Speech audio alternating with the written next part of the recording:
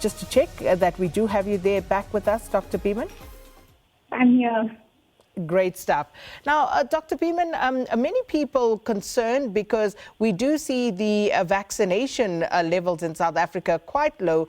Government has been decrying this, but there does seem to be a great deal of vaccine hesitancy in the country still at this time. So is there a correlation, as some of our viewers are asking, between unvaccinated citizens, in this case, quite high numbers in our country still, and a mutation of the virus and, of course, people's ability to contract COVID-19?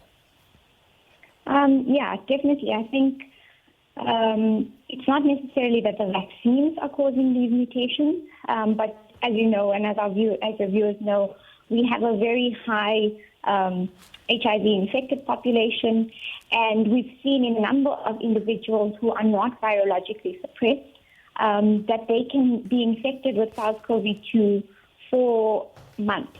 We've seen in one individual up to 11 months.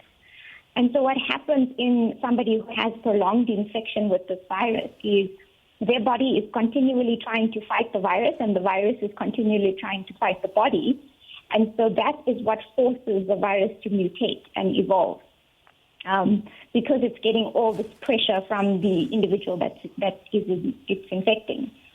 And so that is the real concern, is that we need to be able to vaccinate as many people as possible, but also to focus on people who are immunosuppressed, like our HIV-infected population. And so really, to try and get that out, that people should please try and go and get their vaccines. It's really been shown to be safe. It's really been shown to be effective at preventing hospitalization and death. And in addition, when we as a population have a high level of vaccination, it means that when you get infected with this variant or with this virus, your body kicks off a very rapid response. And because it kicks off that rapid response, it is not able to get to high levels in your body, which means that you have less chance of transmitting it to other people. So overall, we would be doing a service not only to ourselves, but to our entire South African community. Dr. Bhiman, we also told the country is facing a fourth wave. So what determines that we are entering a certain wave, and what will determine that we are now in the fourth wave, essentially? So the definition for classifying a wave is currently under review by experts, scientific experts, health experts, and the MAC. Because the definition we had used previously was that when we had seen 30% of the previous wave's peaks, 30% of the cases correlating to the previous wave's peak, that was when we would call a wave. But as you know, with the third wave, we called it quite late. It was quite a way in before it was officially declared. And so that definition is currently under review. And there's also not enough information at this stage, but people are asking, they'd like to know more in terms of how does this new variant present, given that the numbers are growing from when the department last reported on Friday.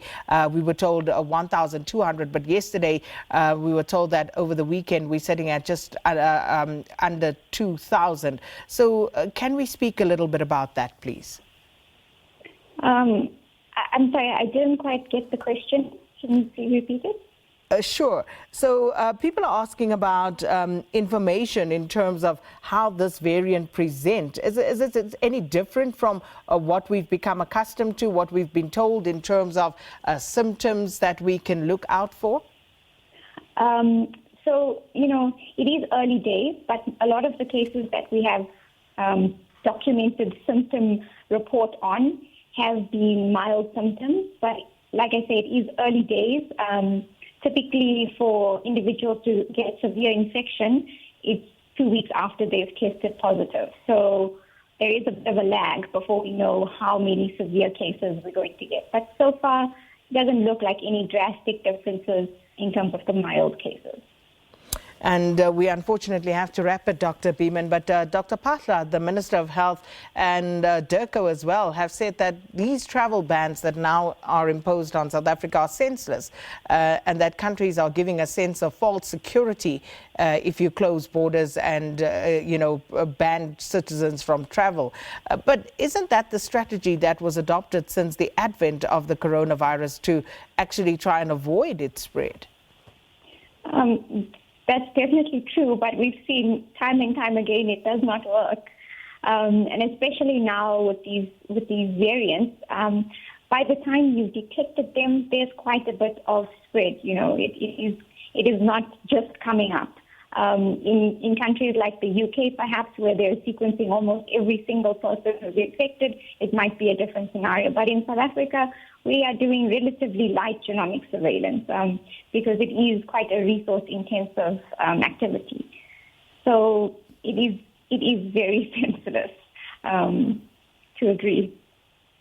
Well, Dr. Bhiman, thanks so much for speaking to us this morning. Dr. Jinal Bhiman from the National Institute of Communicable Diseases, unpacking yesterday as addressed by the National Health Department, that briefing, of course, about the new COVID-19 variant and some of the latest developments as well.